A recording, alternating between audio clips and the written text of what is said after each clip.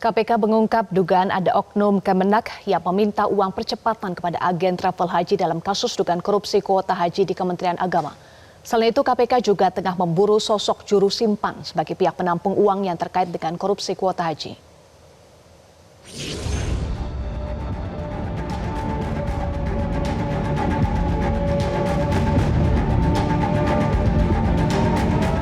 Komisi Pemberantasan Korupsi tengah mengusut kasus dugaan korupsi kuota haji tahun 2023-2024 di Kementerian Agama. KPK mengungkap dugaan ada oknum pejabat Kemenak yang meminta uang percepatan kepada agen travel haji. Salah satu pihak yang ditawari dan diminta uang percepatan adalah pendakwa Khalid Basalamah. PLT Deputi Penindakan dan Eksekusi KPK Asep Guntur Rahayu menjelaskan Khalid Basalamah dipaksa menyetorkan sejumlah uang mulai dari $2.400 per jamaah untuk bisa langsung berangkat haji khusus meski baru mendaftar. KPK memastikan telah menerima pengembalian uang kasus korupsi kuota haji tersebut dari Khalid Basalamah. Oknum dari Kemenak ini kemudian menyampaikan, ya ini juga berangkat di tahun ini tapi harus ada uang percepatan. Nah, memberikanlah uang percepatan kalau tidak salah itu 2.400 ya.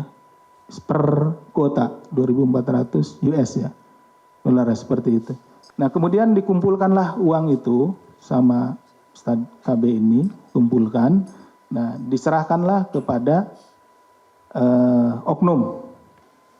Inisiatifnya dari si oknum itu, gitu. Jadi memaksa ya udah kamu kalau mau berangkat tahun ini bayar dong uang percepatannya.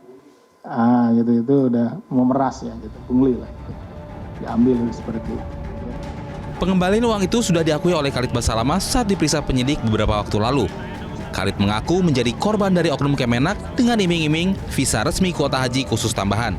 Posisi kami ini sebenarnya korban dari PT Muhibah yang dimiliki oleh Ibnu Mas'ud.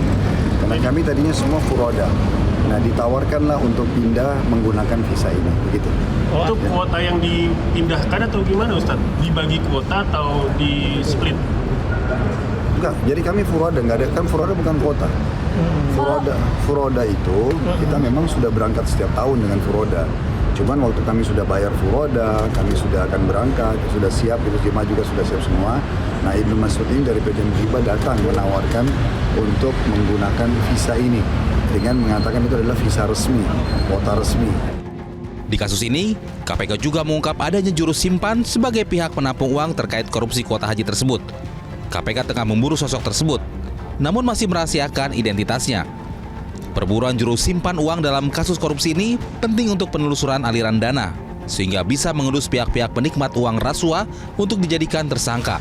Kami belum bisa mendeklar secara detail ya pihak-pihak yang diduga terkait dalam konstruksi perkara ini, peran-perannya seperti apa ya.